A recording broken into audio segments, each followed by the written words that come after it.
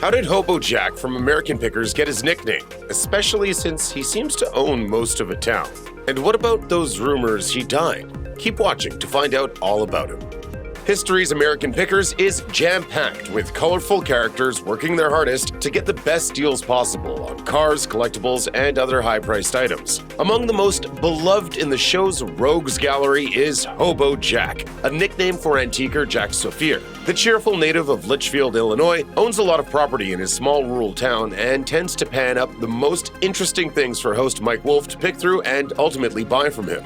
Sophir is skinny, bearded, gray-haired, and has a penchant for breaking into tune and playing the guitar. Thus far, he's only appeared twice on the show, in Season 2's Hobo Jack and Season 6's The Return of Hobo Jack. But those two appearances won him a lot of fans thanks to his steely skills at the negotiating table. It's perhaps not surprising to learn that there's much more than meets the eye when it comes to Hobo Jack.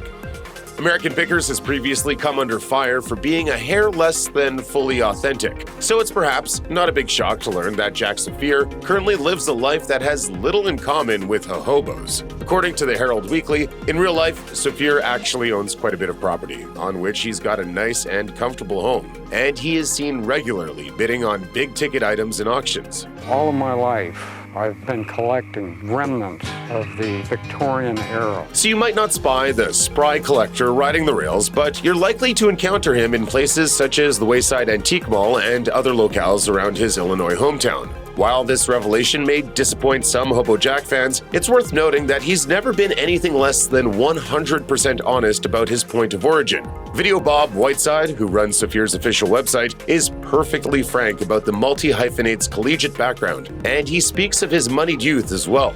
A profile published in The Telegraph in 2015 also revealed that Sophir is the son of artist and sculptor Dorothy O. Young. As Sophir told The Telegraph, "My mother discouraged me from becoming an artist because she said the main way to make a living with art was by teaching, and she knew I was too shy and introverted for that." The article also explained that Sophir's parents wouldn't fund his art school education, so he ended up paying his own way at the Washington University School of Fine Arts. Sophir then reportedly spent years traveling before buying property and settling down in Litchfield. Hobo Jack Sophir isn't just a collector. He's also an author with multiple published works and a musician with a CD in circulation.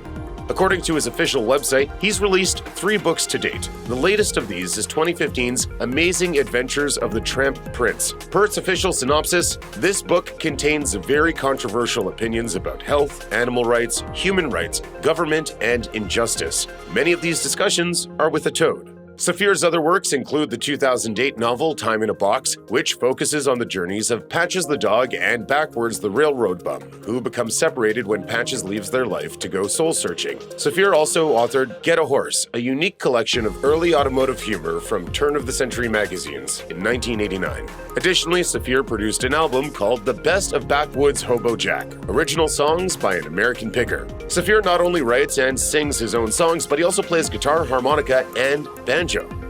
Hobo Jack apparently isn't Sophir's moniker of choice. His unforgettable nickname came from American Pickers host Mike Wolf. In fact, on his official website, Sophir bills himself as Backwoods Jack, foregoing the hobo entirely.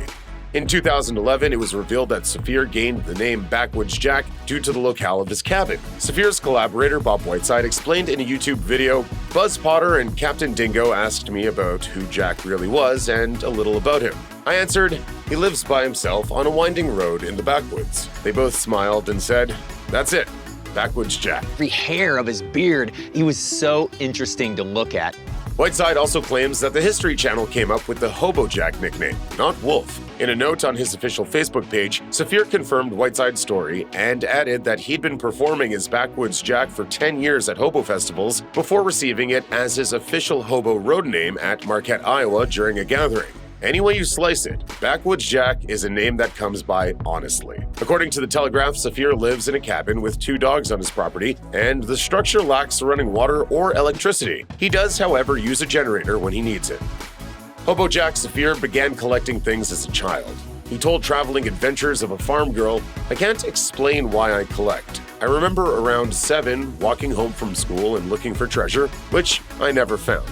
I just have a treasure hunter mentality. Sophir's favorite things to collect are classic cars and car parts. As he told The Telegraph, "I've owned probably 100 cars in my life, and I still have 30 of them." He also makes money restoring and selling vehicles, a hobby which originally caused friends to suggest he contact the American Pickers producers.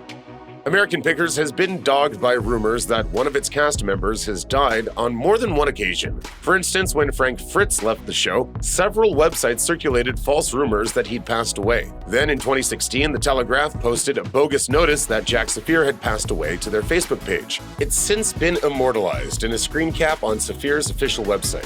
He responded in a statement joking, "How many people get to read their own obituary?" He also included a modified quote from author Mark Twain, writing, "The report of my death was an exaggeration." What happened to Hobo Jack?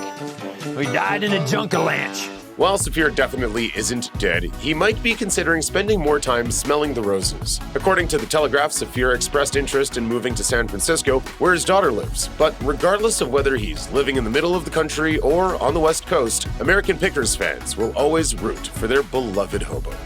Check out one of our newest videos right here. Plus, even more Looper videos about your favorite reality stars are coming soon.